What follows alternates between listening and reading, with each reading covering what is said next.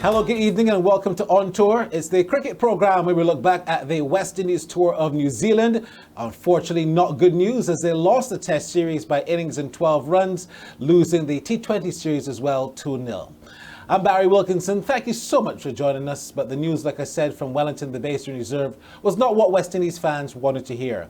A look at the scores. The West Indies fought much better in the second innings. 317 is what they made after making a disappointing 131 in the first innings, but they still lost by a whopping innings and some 12 runs.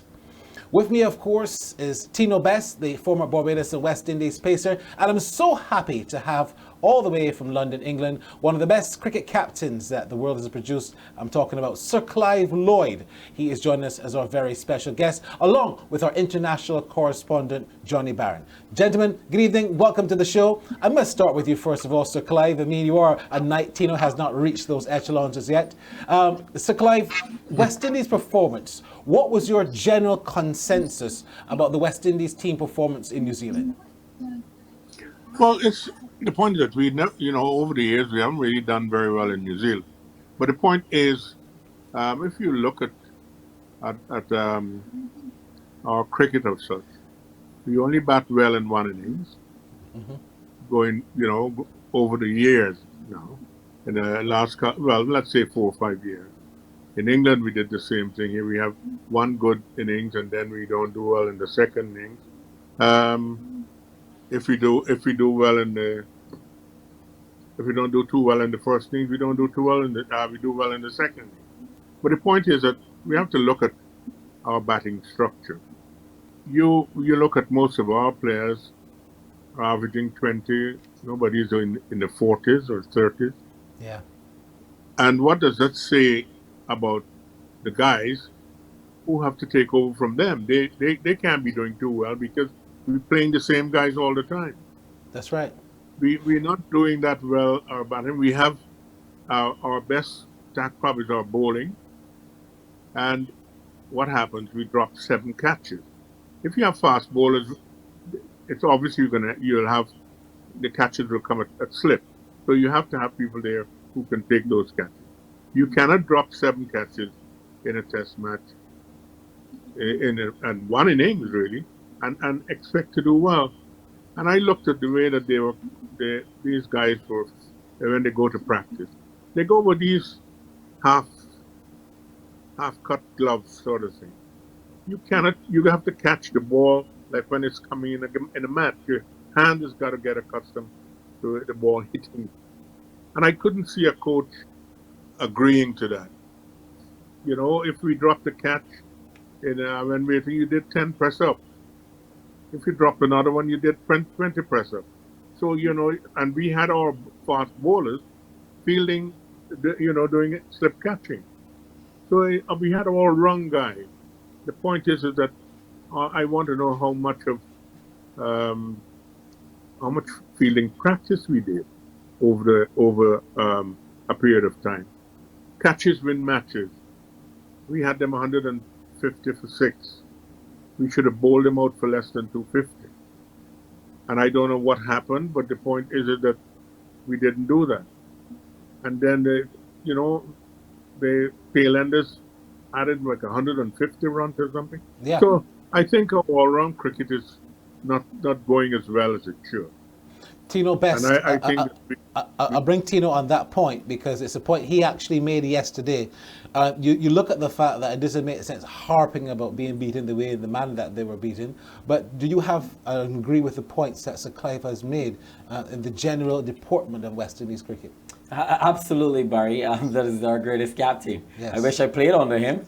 But I'll tell you what, he made a very valid point when you're talking about doing slip catching and the guys coming out with the half gloves to protect the hands. I always try to tell the guys when I was playing in the team, stop that. You cannot feel in it in the game while you're practicing in it. And guys will say, oh, we're trying to save our hands. Well, we dropped 7 catches and catches win matches. And we cannot compete if you're going to drop catches. Simple.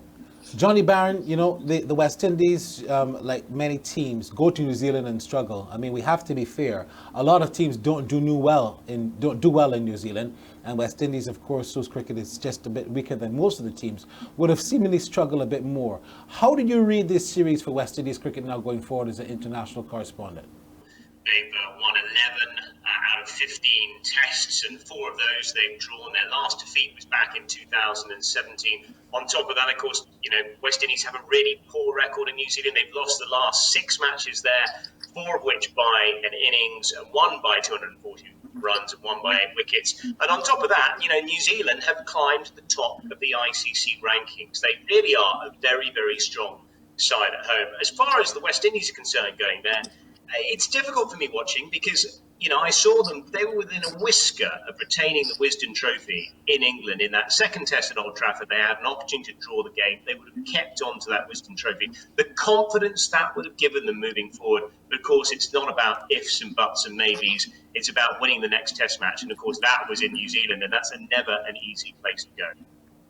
Yeah, well said there, Johnny Barron. Well, the facts show the West Indies were 244 for 6 leading into the 4th day.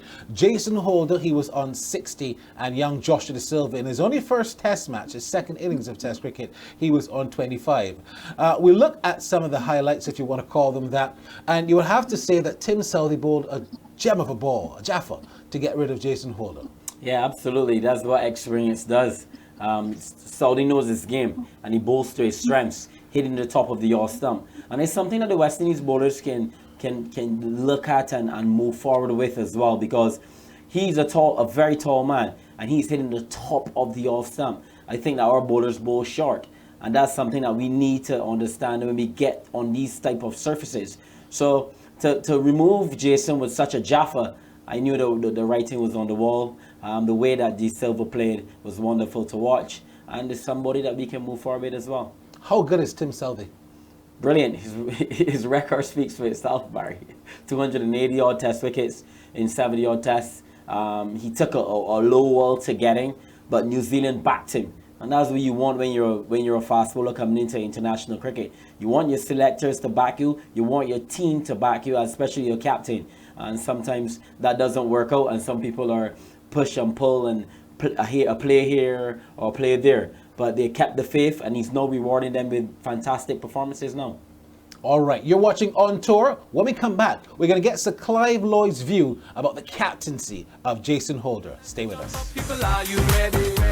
Windies in the land of put up your... The toughest time to jump up. People, are you ready?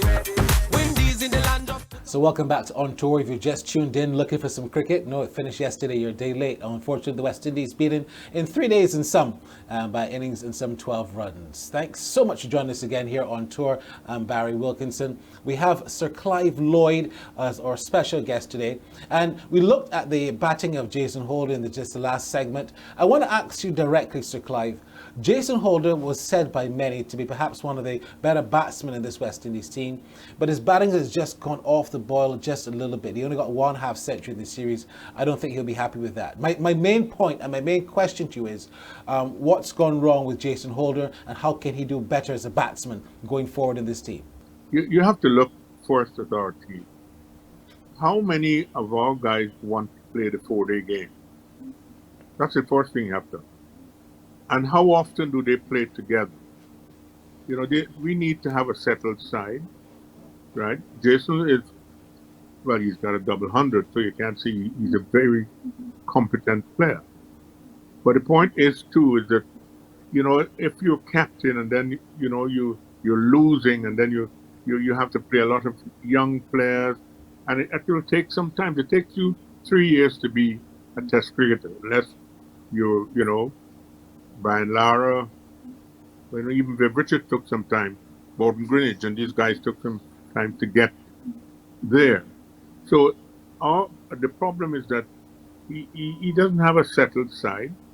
I think he's a very astute captain, but I think probably he needs help in certain departments. I don't know why we seem to be inserting the opposition, right? He did it twice. Why don't we try batting first and see if we can put some pressure the opposition. We did that in England. We won the first test. There was rain about. That's the first thing you check when you're playing a one-day game or a test match. What is the weather forecast? And if we had done that in England and batted first, we would have been able to retain that trophy because we didn't play any cricket at all on the fourth day. That's right. On the fifth day. On the fifth day. Johnny Barron, I want you to look carefully at Joshua De Silva because he batted somewhat with the captain for some time and he was impressive. I mean, I think Tina Best was making the point earlier that when you look at Joshua De Silva, he's one of the very few cricketers, himself and Isaiah Joseph, mind you, they actually hook, they play the short ball very well. This is this young man's at the age 23, his first test, and he had some confidence about him and some reassurance that the future is not all dull. How do you find Joshua De Silva in his very first test, Johnny Barron? I think he's one of the few positives to come out of the series. I thought he batted absolutely superbly today, and I think as you pointed out, he played the short ball really well, and he was very, very, very correct in the manner in which he went about his batting. He was driving down the ground. You often saw the maker's name, if you like. The ball came back from where it came from, and I was just impressed throughout. Really nice temperament as well, and you feel, of course, he can go further up the order and possibly give the West Indies more options potentially with the ball as well, if he can be a sort of more front line batsman with Holder, of course, one of the all-rounders as well. No, very impressive debut, I have to say. You agree with that, Tino Best?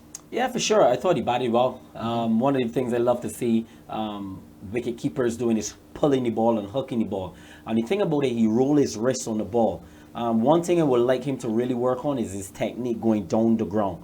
I thought he'd play around the front pad just a little bit too much. And that's something that the batting coach that was his needs. demise as he got out that way. Yeah, absolutely. So I think that's something that the batting coach needs to work on. And I have seen Toby Radford rectify that problem in a day, in the next with West Indies batsmen before. And the way I always call Toby Radford name, that guy, I did bat in practice with him for 2 days, Barry, and I made 95 in a test match against England, who was the #1 team.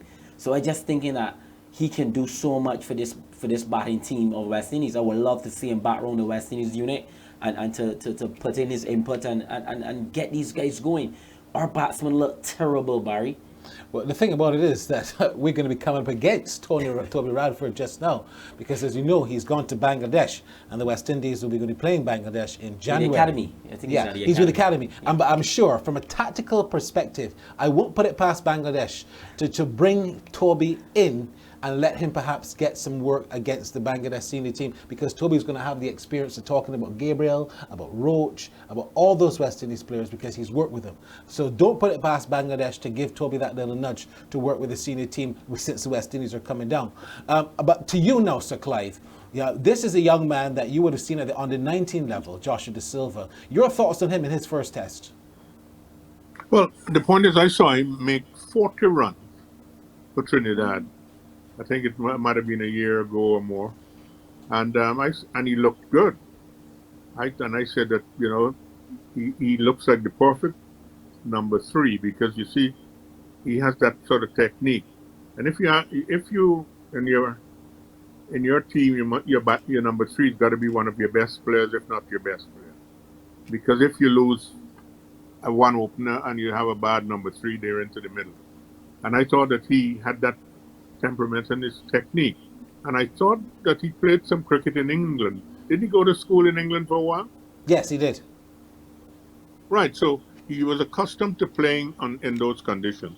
The other thing that we have to look at is that our selectors have to start thinking about choosing players. It's not the guy that has the 300s might be the best player. It's the guy who might make a solid 70 or 60, and you look at how brave he is, how he handled the situation. Our guys, as you may know, our domestic cricket is not, the standard is not that high.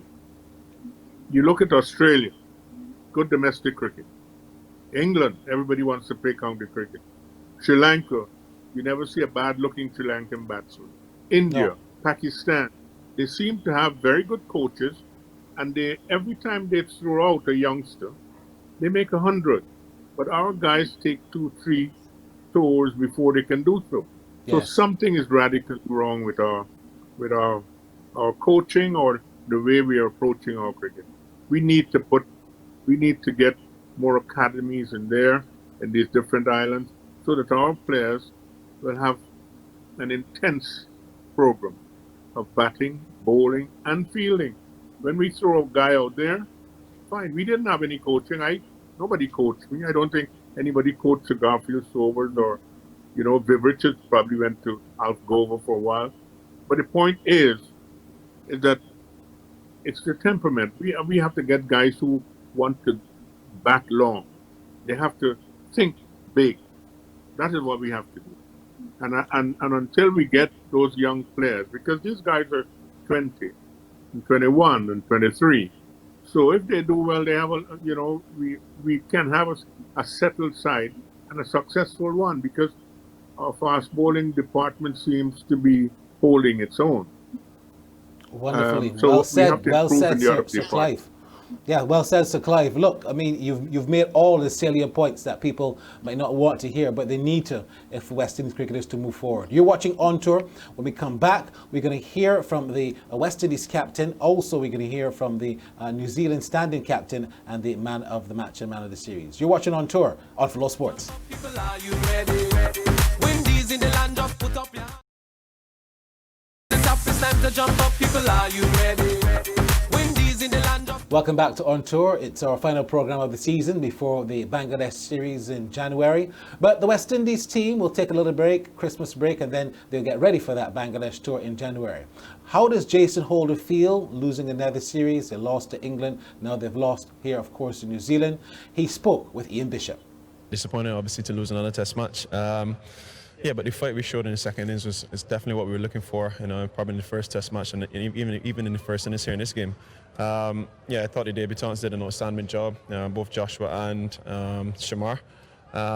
Generally, we just let ourselves down again in the field as well. I think if we had held the chances, probably would have been a different game. Could have stretched the game a little deeper and made them work a little harder. I think we were really in it. I think our bowlers did an outstanding job. We went past the bat quite a few times. We obviously created the opportunities, but we just didn't hold them.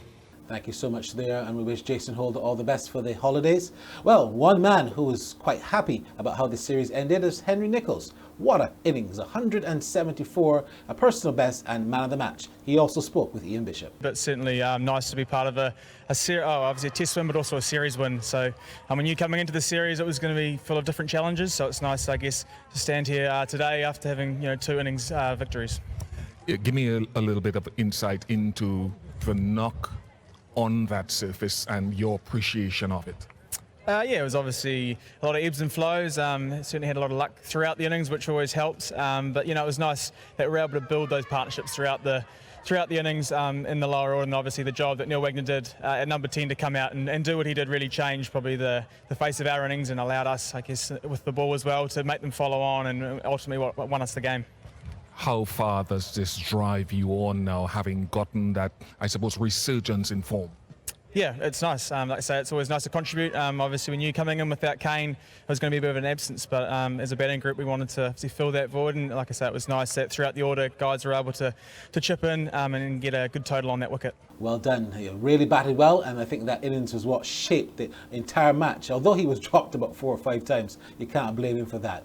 Tom Latham had to stand in as captain. It was a late decision made by Cricket New Zealand because don't forget, Kane Williamson went on paternity leave.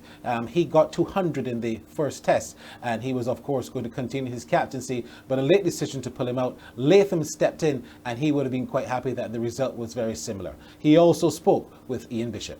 Looking at the more the Test Championship, it's it's really nice to get the 4 points from this Test series. We talk about it's just focusing on each game at a time, and we managed to do that over the last 2 Test matches. And obviously the world rankings, obviously it is nice to go there, but that's byproducts of the effort these guys have put in time and time again over the last couple of years. We've been playing some really good cricket, and as I said, they're the byproducts of those performances. How should the nation, the people of New Zealand, feel about what this team has been able to accomplish? Yeah, it's obviously pretty special for us to I think we're joint, so hopefully we can keep going. But again, we've got another test series starting in a week or so's time, and for us, the focus will quickly turn to that after the guys play the T20s. So if we can keep improving week on, week out, and then keep putting those performances on the board, then all that stuff will take care of itself. Speak to the performances, particularly of Henry Nicholls, Tim Southey, Carl Jamieson for me.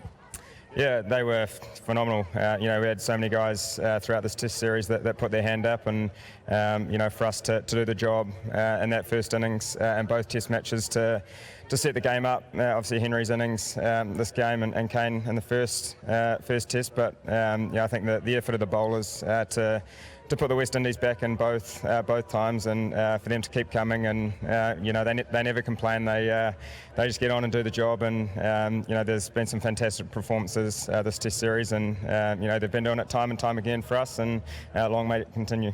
Wonderful stuff. Thank you so much. Well, look, gentlemen, time to wrap it up. We're going to get your final thoughts and opinions about West Indies going forward and what they can do. Holidays are here, and then they go to Bangladesh. Start with you, Sir Clive. What would you recommend for the West Indies team, and do you have any changes for that upcoming tour of Bangladesh? Well, I think you can't go too far with the guys that you have at the moment. There are not a lot of guys that you can include. The main thing is to get those guys to work on their. It's our batting that is really letting us down. The bowling can hold its own, because that means that if you drop 7 catches, the bowlers have done their job. Yeah. And the point is that, and I think Jason will probably be a little down because he's lost another series, and there's not a lot of changes we can make. But I think what we have to do is our mental game. We have Blackwood, who's doing quite well at the moment. But the point is, the way he plays, it looks like he'll give you a big score, 1 out of 3, because he goes hard at the ball and so on. But the point is, you have to get somebody in there like De Silva, who can, he feels he can stay around and bat for a long period. He's a guy that we need to hold on to. All right, Johnny Barron, in the last 30 seconds, your thoughts on the West Indies and how should they go forward? Well, I think going to Bangladesh, West Indies have a very good record there. I think 3 of their last 5 wins in the last 10 years have come in Bangladesh. I was actually there for the Test series against Afghanistan, and Afghanistan, of course, turned Bangladesh over in their home conditions. I think West Indies, might feel a little bit of pressure off actually going down to the subcontinent, and so largely some of those conditions often do suit them. The likes of Cornwall and Ruston Chase, they will fare pretty well, you think, in those conditions. Thank you so much. Antino, the last word is with you. Look, I just want the West Indies to just move forward with their mental game. I think that's where they're going to go leaps and bounds. The talent is there, Barry, and all they need to do is just get the psychologist in and try to concentrate on working to their strengths and not worrying about outside interactions or anything. Just go forward, back yourself, and I wish them all the best in the Bangladesh series.